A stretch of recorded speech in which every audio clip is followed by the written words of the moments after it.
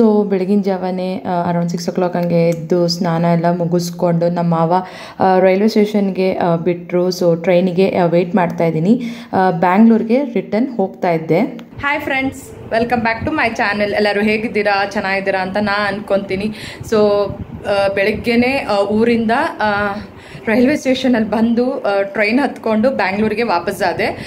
ಇವತ್ತು ನನ್ನ ರಿಲೇಟಿವ್ದು ಸೀಮಂತ ಫಂಕ್ಷನ್ ಇದೆ. ನಮ್ಮ ದೊಡ್ಡಪ್ಪನ ಮೊಮ್ಮಗಳದು ಮಧುರಾ ಅಂತ.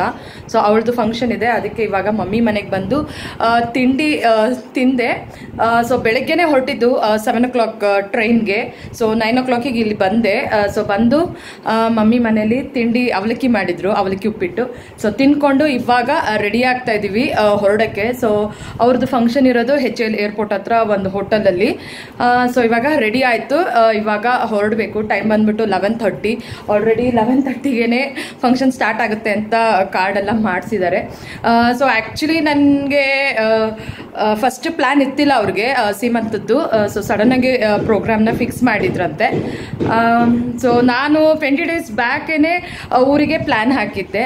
ಸೊ ಅವಳಿಗೋಸ್ಕರ ಮಕ್ಕಳನ್ನ, ನನ್ನ ಹಸ್ಬೆಂಡು ಎಲ್ಲನೂ ಊರಲ್ಲೇ ಬಿಟ್ಟು ನಮ್ಮ ಅತ್ತೆ, ನಮ್ಮ ಮಾವ ಎಲ್ಲ ಇದ್ದಾರೆ. ಸೊ ನೋಡ್ಕೊತಾರೆ. ಸೊ ನಾನು ಸಾಯಂಕಾಲ ಮತ್ತೆ ರಿಟರ್ನ್ ಊರಿಗೆ ಹೋಗ್ತಾ ಇರೋದು. ನಿನ್ನೆ ಪೂಜೆ ಇತ್ತು ನಮ್ಮದು.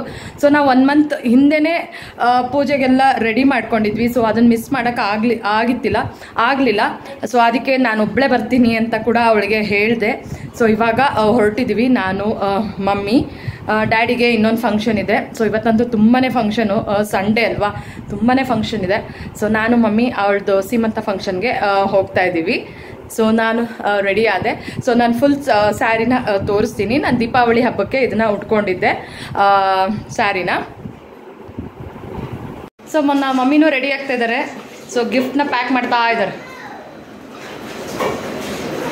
ಸೊ ನಾನು ನಮ್ಮ ಮಮ್ಮಿ ಇಬ್ಬರು ರೆಡಿಯಾಗಿದ್ದೀವಿ. ಇವಾಗ ಹೊರಡಬೇಕು.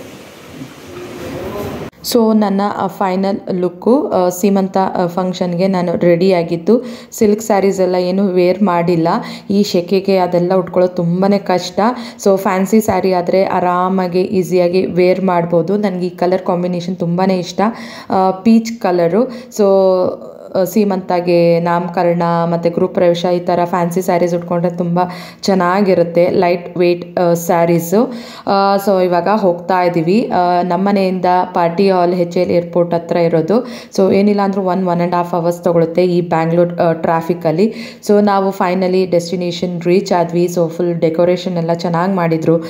ಪಿಂಕ್ ಕಲರ್ ಮತ್ತು ಬ್ಲೂ ಕಲರ್ ಬೆಲೂನ್ಸಲ್ಲಿ. ಸೊ ಬಾಯ್ ಆರ್ ಗರ್ಲ್ ಅಂತ. ಸೊ ಇವ್ರದ್ದು ಮಗಳದ್ದೇ ಸೀಮಂತ ಫಂಕ್ಷನ್ ಇದ್ದಿದ್ದು. ಇವರು ನಮ್ಮ ದೊಡ್ಡಪ್ಪನ ಮಗಳು ಮತ್ತು ಅಳಿಯ. ಸೊ ಅರೇಂಜ್ಮೆಂಟ್ಸ್ ಎಲ್ಲ ತುಂಬಾ ಚೆನ್ನಾಗಿ ಮಾಡಿದರು. ಆ ಬ್ಯಾಕ್ ಸೈಡು ಡೆಕೋರೇಷನ್ ಆಗಿರಲಿ, ಮತ್ತು ಫ್ರಂಟ್ ಎಲ್ಲ ಡ್ರೈ ಫ್ರೂಟ್ಸು ಮತ್ತು ಹಣ್ಣುಗಳು ಇಟ್ಟಿದ್ರು. ತುಂಬ ಚೆನ್ನಾಗಿ ಡೆಕೋರೇಷನ್ಸ್ ಎಲ್ಲ ಮಾಡಿಸಿದ್ರು. ಸೊ ಅವಳ ಸ್ಯಾರಿ ಕೂಡ ನನಗೆ ತುಂಬಾ ಇಷ್ಟ ಆಯಿತು. ಸೊ ಸೀಮಂತ ಫಂಕ್ಷನ್ಗೆ ಗ್ರೀನ್ ಕಲರೇ ಉಟ್ಕೋಬೇಕು ಅಂತ ಇದೆಯಲ್ವಾ. ಸೊ ಅವಳದು ಕಲರ್ ಕಾಂಬಿನೇಷನ್ ನನಗೆ ತುಂಬಾ ಇಷ್ಟ ಆಯಿತು. Green with purple or magenta colour ಅಂತ ಅನ್ಬೋದು. ಸೊ ಇವಾಗ ಅರಿಶಿನ ಕುಂಕುಮನ ಇಡ್ತಾ ಇದ್ದೀನಿ ಅವಳಿಗೆ. ಸೊ ನಾನು ಮತ್ತು ಅವಳು ತುಂಬಾ ಕ್ಲೋಸು. ಸೊ ಯಾವಾಗಲೂ ಕಾಲಲ್ಲಿ ಮಾತಾಡ್ತಾ ಇರ್ತೀವಿ. 1/2 hour 1 hour ತನಕನೂ ಮಾತಾಡ್ತಾ ಇರ್ತೀವಿ.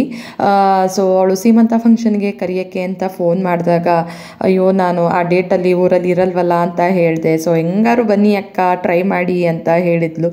ಪಾಪ ಅವಳಿಗೋಸ್ಕರ ನಾನು ರಿಟರ್ನ್ ಬೆಳಗ್ಗೆ ಹೊರಟು ಮತ್ತೆ ರಿಟರ್ನ್ ಊರಿಗೆ ಹೋಗಬೇಕಿತ್ತು. ಸೊ ಮಕ್ಕಳನ್ನ ಬಿಟ್ಟು ಬಂದಿದ್ದು. ಸೊ ಅವಳಿಗೆ ತುಂಬಾ ಖುಷಿ ಆಯಿತು. ಅಕ್ಕ ನೀವು ಬಂದಿದ್ದು ನಂಗೆ ತುಂಬ ಖುಷಿ ಆಯಿತು ಅಂತ ಅವಳು ಖುಷಿ ಆದೋ. ಸೊ ಅವಳು ಖುಷಿ ನೋಡಿ ನನಗೂ ತುಂಬಾ ಖುಷಿ ಆಯಿತು. ಸೊ ಮಿಸ್ ಆಗುತ್ತೇನೋ ಅಂತ ಅಂದ್ಕೊಂಡೆ. ಸೊ ಪ್ಲ್ಯಾನ್ ಮಾಡಿಕೊಂಡು ಈ ಥರ ಹೋಗೋಣ ಅಂತ ಅಂದ್ಕೊಂಡು ಹೊರಟಿದ್ದು ನಾನು. ಸೊ ಇನ್ನೇನು ಒಂದು 20 days ಟೈಮ್ ಇದೆ ಅವಳ ಡೆಲಿವರಿಗೆ. ಸೊ ಹೆಣ್ಣಾಗಲಿ ಗಂಡಾಗಲಿ ಒಂದು ಮುದ್ದಾದ ಆರೋಗ್ಯಕರವಾದ ಮಗು ಅವಳ ಮಡಲನ್ನ ತುಂಬಲಿ. ಸೊ ಅಮ್ಮನ ಪದವಿ ಅವಳಿಗೂ ಬರಲಿ. ಸೊ ಅದನ್ನು ನಾನು ದೇವರಲ್ಲಿ ಕೇಳ್ಕೊತೀನಿ. ಸೊ ನಿಮ್ಮೆಲ್ಲರ ಬ್ಲೆಸ್ಸಿಂಗ್ಸು ಅವಳ ಮೇಲೆ ಇರಲಿ. ಸೊ ಫೋಟೋ ಎಲ್ಲ ತೊಗೊಂಡು ಮಮ್ಮಿ ಕೂಡ ಅರಿಶಿನ ಕುಂಕುಮ ಇಟ್ಟು ಅವಳಿಗೆ ವಿಶ್ ಮಾಡಿದರು. ಸೊ ಎಲ್ಲ ರಿಲೇಟಿವ್ಸು ಅಪರೂಪಕ್ಕೆ ಸಿಗ್ತಾರೆ. ಸೊ ಎಲ್ಲರ ಜೊತೆನೂ ಮಾತಾಡಿಕೊಂಡು ಸ್ವಲ್ಪ ಹೊತ್ತು ಕೂತ್ಕೊಂಡ್ವಿ. ಸೊ ನಾನು ಆಗಲೇ ಹೇಳಿದೆ ಅರೇಂಜ್ಮೆಂಟ್ಸ್ ಎಲ್ಲ ತುಂಬ ಚೆನ್ನಾಗಿ ಮಾಡಿದರು. ಸೊ ಅಲ್ಲಿ ಮಧ್ಯದಲ್ಲಿ ಒಂದು ಗೊಂಬೆ ಕೂಡ ಇಟ್ಟಿದ್ದಾರೆ ಪಾಪುದು. ಅದಂತೂ ತುಂಬಾ ಚೆನ್ನಾಗಿತ್ತು, ತುಂಬ ಇಷ್ಟ ಆಯಿತು ಕೂಡ ನನಗೆ. ಸೊ ಡೆಕೋರೇಷನ್ಸ್ ಎಲ್ಲ ತುಂಬ ಚೆನ್ನಾಗಿ ಮಾಡಿದ್ದಾರೆ.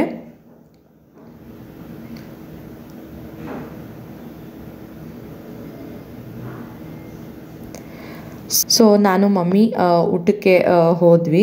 ಸೊ ಊಟನೂ ಅಷ್ಟೇ ತುಂಬ ಚೆನ್ನಾಗಿತ್ತು. ಒಬ್ಬಟ್ಟು ಊಟ ಎಲ್ಲ ಇತ್ತು. ಸೊ ಊಟ ಎಲ್ಲ ಮುಗಿಸ್ಕೊಂಡು ನಾವು ಮನೆಗೆ ರೀಚ್ ಆದ್ವಿ. ಸೊ ಮನೆಗೆ ರೀಚ್ ಆಗೋಷ್ಟಿಗೆ ಆಲ್ರೆಡಿ ಟೈಮ್ ಆಗಿತ್ತು. ಸೊ ಮತ್ತೆ ಮನೆಗೆ ಹೋಗಿ ಸ್ಯಾರಿ ಎಲ್ಲ ಚೇಂಜ್ ಮಾಡಿ ನಾನು ರೈಲ್ವೆ ಸ್ಟೇಷನ್ಗೆ ಹೋಗಿ ಟ್ರೈನ್ಗೆ ವೇಟ್ ಮಾಡ್ತಾಯಿದ್ದೆ. ಸೊ ನನಗೆ 5:30ಗೆ ಟ್ರೈನ್ ಇದ್ದಿದ್ದು. ಸೊ ಅರಸೀಕೆರೆ 7:30ಗೆ ರೀಚ್ ಆಗಿದ್ದು. ಸೊ ಅದರದ್ದು ನೆಕ್ಸ್ಟ್ ಡೇ ಅಂದರೆ ಮಂಡೇ ಮಕ್ಕಳು ಸಾಯಂಕಾಲ ಎದ್ದಿದ್ರು. ಸೊ ಬಿಸ್ಕೆಟ್ ಎಲ್ಲ ತಿನ್ಕೊಂಡು ಪಕ್ಕದ ಮನೇಲಿ ಹಸು ಕುರಿ ಎಲ್ಲ ಇರುತ್ತೆ. ಸೊ ಅದನ್ನು ನೋಡ್ತಾ ಆಟ ಆಡ್ತಾಯಿದ್ರು. ಸೊ ಅವರು ಸಾಯಂಕಾಲ ಹಾಲು ಕರೆಯೋ ಟೈಮು. ಸೊ ಅವರು ನೋಡ್ತಾಯಿದ್ರು ಹಾಲೆಲ್ಲ ಕರೆಯೋದು. ಸೊ ನನ್ನ ಮಕ್ಕಳಿಗೆ ಹಳ್ಳಿ ಅಂದರೆ ಅಷ್ಟು ಇಷ್ಟ. ಇಲ್ಲಿಗಿಂತ ಅಲ್ಲೇ ಜಾಸ್ತಿ ಇಷ್ಟಪಡ್ತಾರೆ. ಸೊ ನಾನು ರಜಾ ಬಂದಾಗೆಲ್ಲ ಅವ್ರಿಗೆ ಊರಿಗೆ ಕರ್ಕೊಂಡು ಹೋಗ್ತೀನಿ.